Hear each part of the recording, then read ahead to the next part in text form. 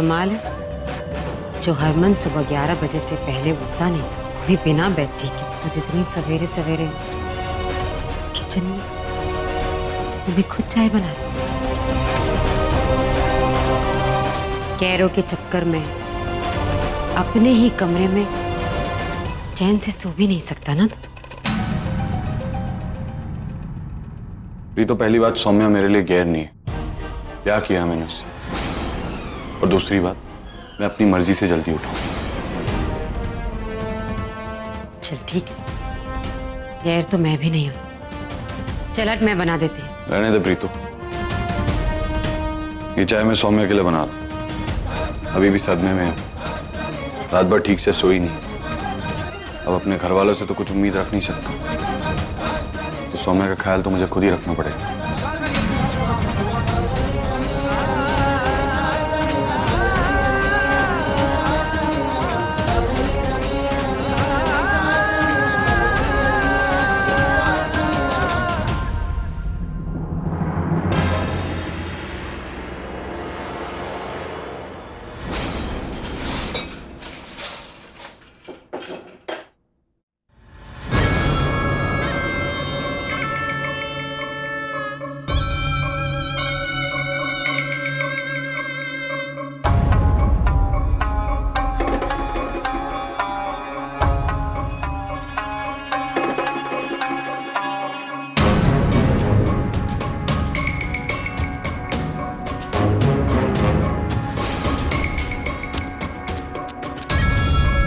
क्या क्या बिखरा पड़ा हुआ है इस घर में।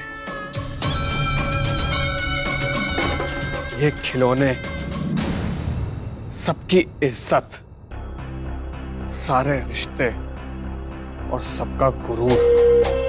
हरक सिंह, तुमने अपनी बहन की जिंदगी बर्बाद की थी ना, तो तुम्हारा घर कैसे आबाद रहेगा। हमेशा से बस अपनी माँ को बिखरते हुए देखा है मैंने। जब उन्हें समेट सकता हूं, तो ये खिलौने तो समेट ही लूंगा।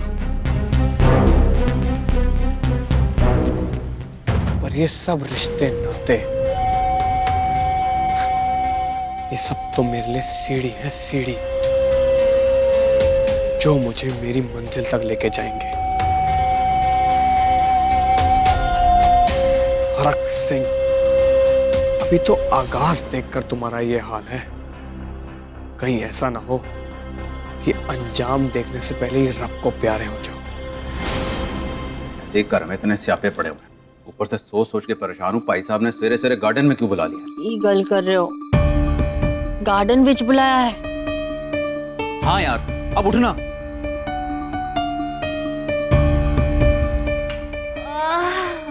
चलो, अक्ल आई गई ठिकाने पे। अब और कुछ बचा ही कहाँ है तुम्हारे भाई साहब के पास? तो सोचा होगा कि सारी जायदाद हमारे नाम करके घर के बाहर के कुएं विच कूद के जान दे दे। और की बेकार की गल्ला शल्ला कर रही है तू, हैं? भाई साहब अपनी जायदाद मेरे नाम करेंगे? और जानती नहीं तू कैसे इंसान है वो? पूरे पिंड के लोगों की जायदाद अपने नाम करके ऊपर जाना है उन्होंने। समझ में आई है तेरे को? अब एक काम कर, जल्दी से जाके मेरे लिए चाय शाय बना, और बेकार की बातों में ना मेरा दिमाग ना खपा। चल जा। अब इस घर में मेरी तो कोई इज्जत बची ही नहीं है, और बेचारी माही, उसे भी बेइज्जत करके निकाल दिया। और वैसे भी आपको ना मेरी सारी गल बेबुनियादी लगती है। नहीं बनाती मैं चाय, जाइए खुद ही बना लीजिए। ओए, ओ शनो उठो यार। रब्बा की करा मैं तेरा, है प्रॉब्लम पता क्या तेरी? बेमौसम बरसात की तरह ना बरसती रहती है, और दिक्कत यह है कि हमेशा मुझ पे बरसती है।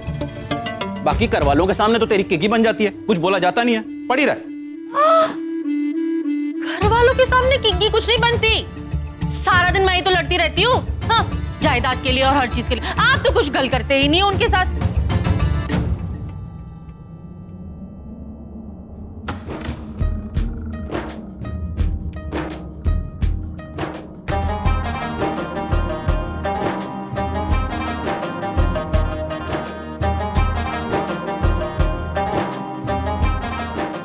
गर्मा गर्म चाय मैंने बनाई है, वो भी खास तुम्हारे लिए, लाइफ में पहली बार।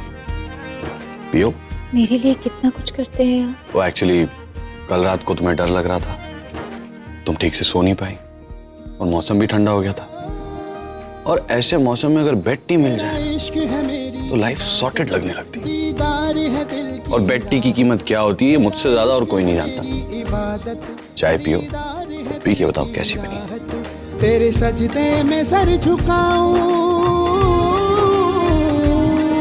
तेरे सजदे में सर झुकाऊं, मुझे दे दे इतनी इजाजत। आपकी तू ही मेरा खुदा, तू ही मेरी दुआ, तू ही मेरा खुदा, तू ही मेरी दुआ। कैसी बनी है? बहुत अच्छी है जी। कल रात में 2-3 बार मेरी आंख खुली थी, आपने मेरा हाथ पकड़ा हुआ था और खुद अच्छे से नहीं सो पाए थे आप जी, मेरी वजह से आपको। अरे नहीं, रात में तुम्हें डर लग रहा था इसलिए मैं तुम्हारे पास बैठा हुआ था। तुमने मेरा हाथ पकड़ लिया, फिर मैंने हाथ छुड़वाने की कोशिश की तो तुमने नहीं छोड़ा, तो बस वहीं टिक कर बैठ गया और आंख कब लग गई पता ही नहीं चला। बहुत अच्छे हैं जी आप।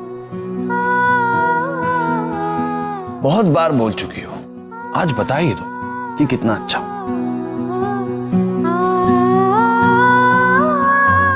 अच्छा चलो ये मत बताओ कि कितना अच्छा हो, ये बता दो कि किसके जैसा अच्छा हो।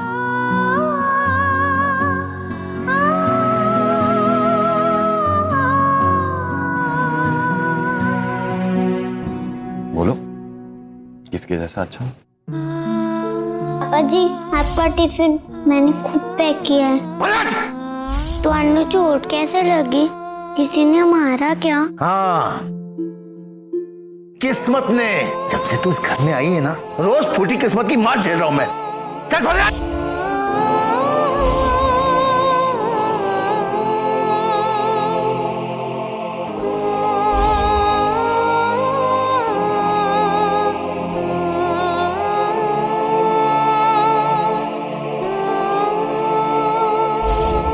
एक लड़की के लिए उसके पापा सबसे अच्छे होते हैं, लेकिन मैं तो ये भी नहीं कह सकती हूँ।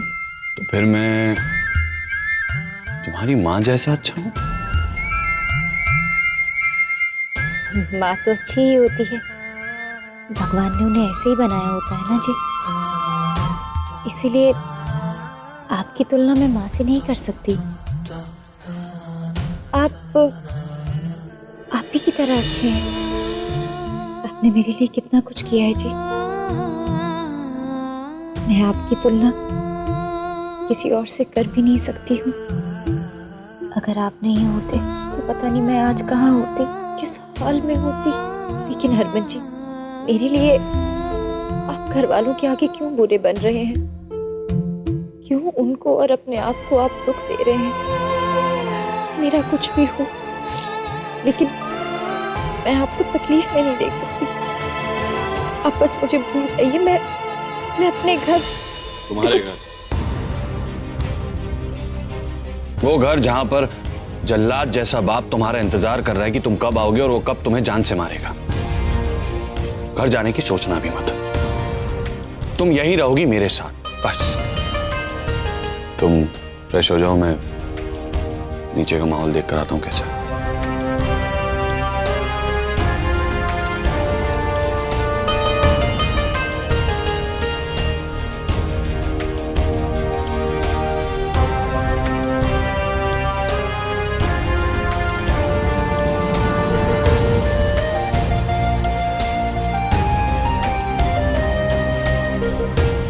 मैंने तुमसे पहले भी बोला और अब फिर से बोल रहा हूं, तुम कहीं नहीं जा रही, तुम यहीं रहोगी इसी घर में मेरे साथ, और तुम मुझ पर कोई बोझ नहीं। इसलिए दूसरे रास्ते और दूसरे घर जाने की सोचना भी मत, समझी?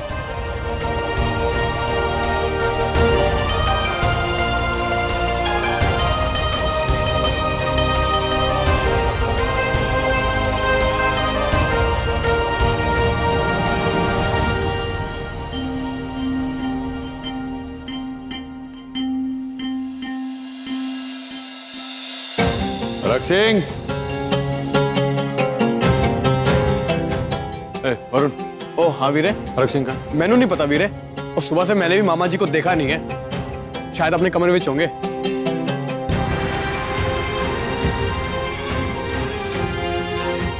तेरा मामा मेरा बाप है, बहुत अच्छी तरह से जानता हूँ हरक सिंह को, पता है मुझे कहाँ है।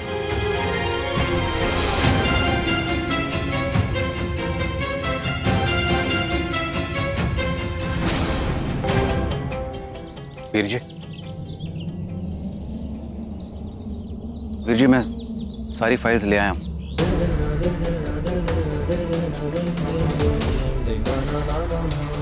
वीर जी मुझे एक गल समझ नहीं आई, आपने मुझे यहाँ क्यों बुलाया? घर बैठ के बात कर लेते। बस यार वीरन, मेरा उस कार में दिल नहीं लगता, मैंने इसलिए तुझे यहाँ बुलाया है। मैंने अपने खून पसीने से एक एक खिलौना इतने प्यार से बनाया है, दिल तोड़ दिया यार मेरा। अब मैंने जब मेरी प्रीतों को रोते हुए देखा, मेरे से रहा नहीं गया। मैंने कहा बस सब कुछ खत्म हो गया है यार। मैंने वो कमरा सजाया था, एक एक खिलौना मेरे पोते पोतियां खेलेंगे, मैं और प्रीतो साथ में खेलेंगे। यार बेच दे, सारी फैक्ट्रियां बेच दे यार। कह रहे हो वीर जी? मोल लगा, मुझे सारी की सारी फैक्ट्रियां बेचनी बस। कोई फैक्ट्री नहीं बिकेगी।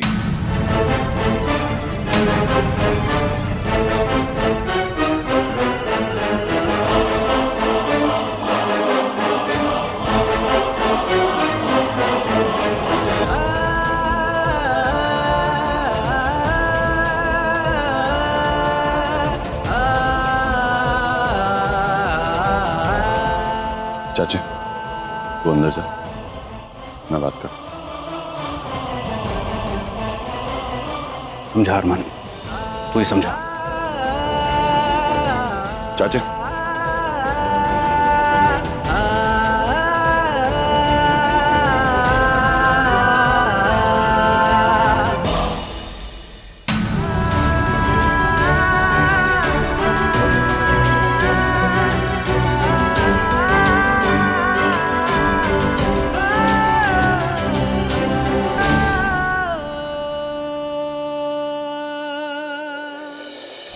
नाराज हो?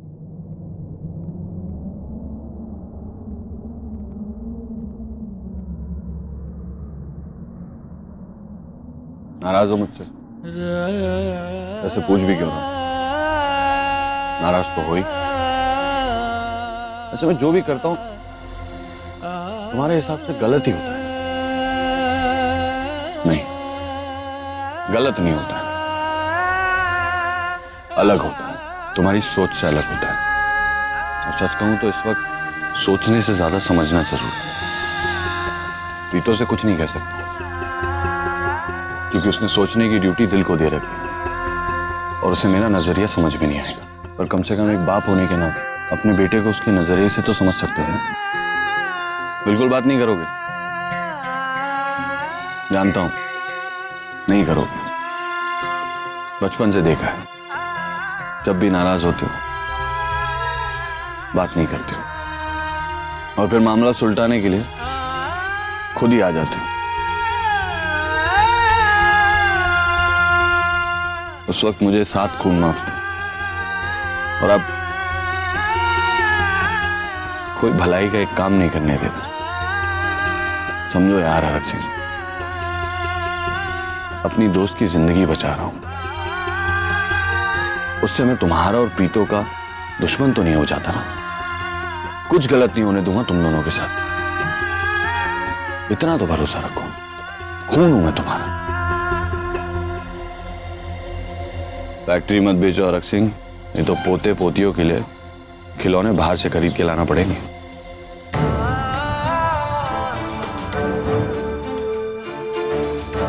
झूठे दिलासे न दे।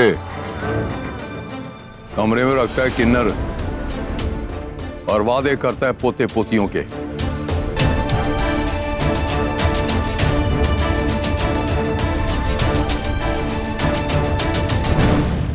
और सत श्री अकाल सिकंदर। सत श्री अकाल। अच्छा आओ जी।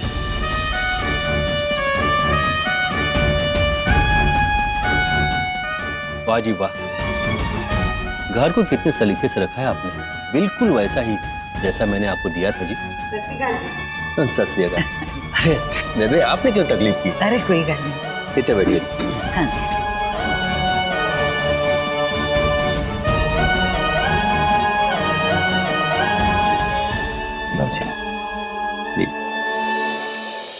वैसे प्राची, आपने अचानक जलंधर जाने का क्यों फैसला कर लिया?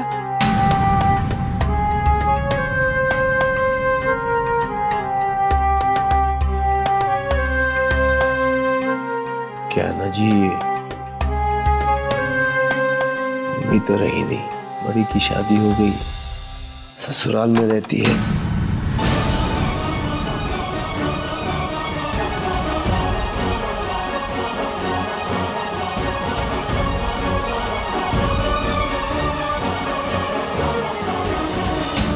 इस घर में रहना थोड़ा मुश्किल हो गया है। वो क्या काटने को आता है, इतने सारे मम्मी की यादें इस घर से जुड़ी हुई है, तो अब रहा नहीं जाएगा यहाँ।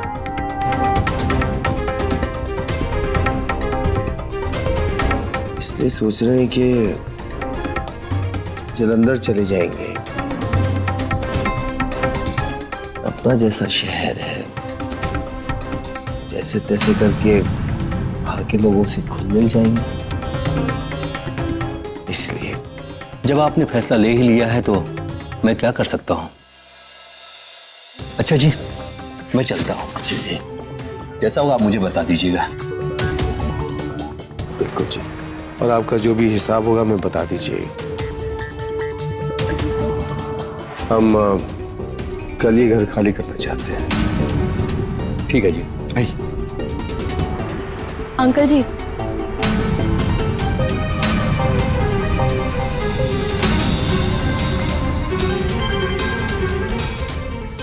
जी वो मैं और नानी यही रहेंगे, सिर्फ पापा और दादी जा रहे हैं। तो आप अगले महीने का किराया हमसे ले लीजिएगा आके। जी ये तो बच्ची है, आप ना इसकी बात पे ध्यान ना दो। दरअसल इसी घर में इसने अपनी माँ को खोया है ना, तो कुछ जुड़ाव, कुछ यादें तो रहती है ना जी, उन सबको ये ना पकड़ के रखना चाहती है। जी मैं समझता हूं, जैसा होगा आप मुझे बता दीजिएगा। सत श्री अकाल।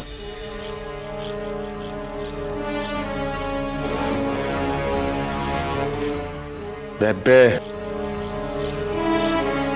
कैदे से हम यहां नहीं रहेंगे। अगर इसे यहां रहना है तो रह सकती है, हम जाएंगे यहां से। ठीक है पुत्र। जी बिल्कुल अच्छा नहीं लगता आपसे इस तरह से बात करना, लेकिन हर बार आप कुछ ना कुछ ऐसा कर ही देते हैं जिससे मेरी नजरों में और गिर जाते हैं। आप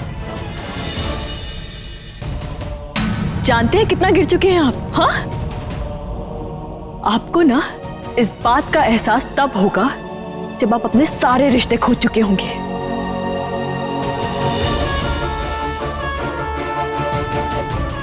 और एक और बात, मेरी मां की मौत चाहे किसी भी वजह से रही,